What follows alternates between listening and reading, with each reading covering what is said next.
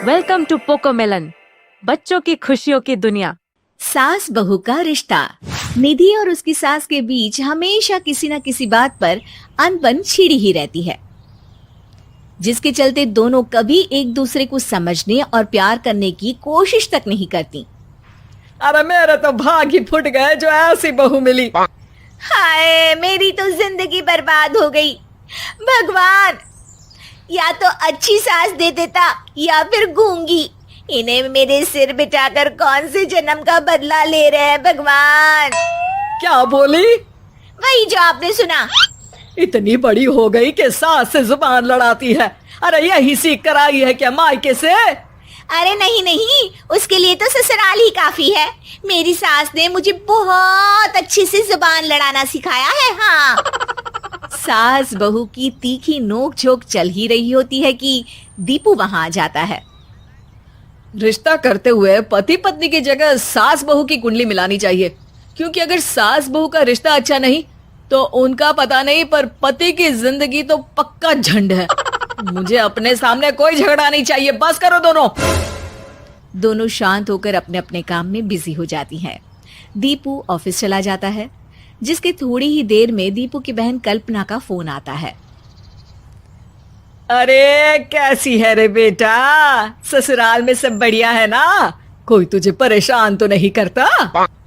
सास की बात सुनकर पास खड़ी निधि हंसकर कहती है, अरे बाहर है ऊपर वाले, खुद बहू को शांति से सांस भी नहीं लेने देती और बेटी से पूछ रही है कोई परेशान तो नहीं करता।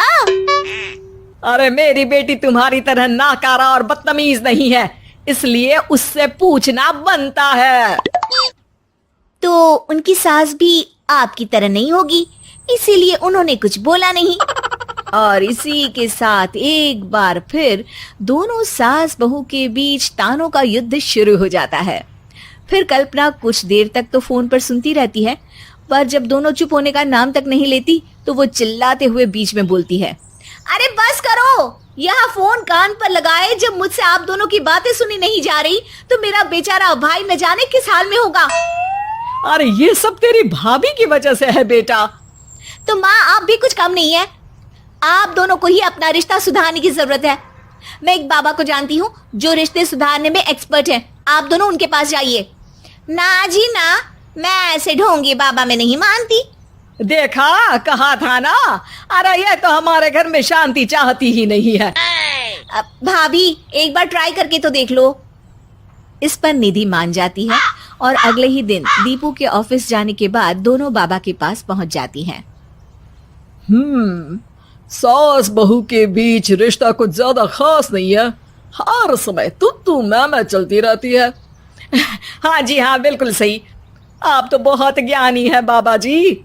तो पाई सुनो, बहू को साफ और सच्चे मन के साथ सास को 12 लाल और 12 हरी चूड़ियां भेंट करनी है। मतभेद अपने आप कम हो जाएंगे। बाबा का उपाय सुन अगले दिन निधि सास को चूड़ियां भेंट कर देती है, लेकिन इससे भी उन दोनों के बीच कुछ सही नहीं होता। अरे पक्का इसने ही किलस कर चूड़ियां दी होंगी, तभी कुछ नहीं हुआ। दोनों दोबारा बाबा के पास जाती हैं। कुछ नहीं होता।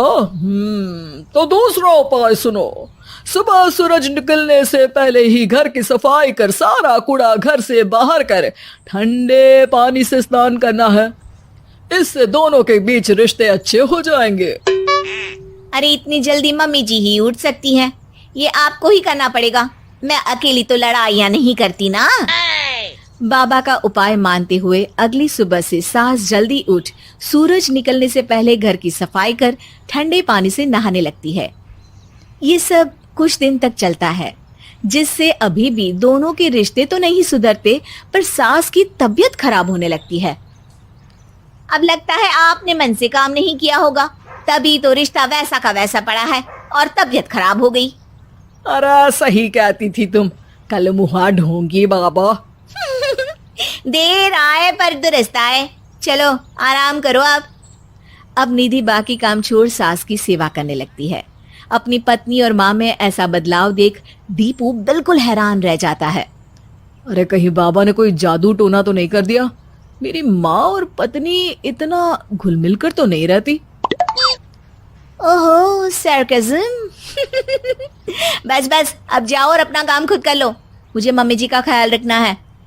निधि की बात सुन हैरान दीपू बस उन्हें देखता रह जाता है और निधि सास का ध्यान रखने में लगी रहती है।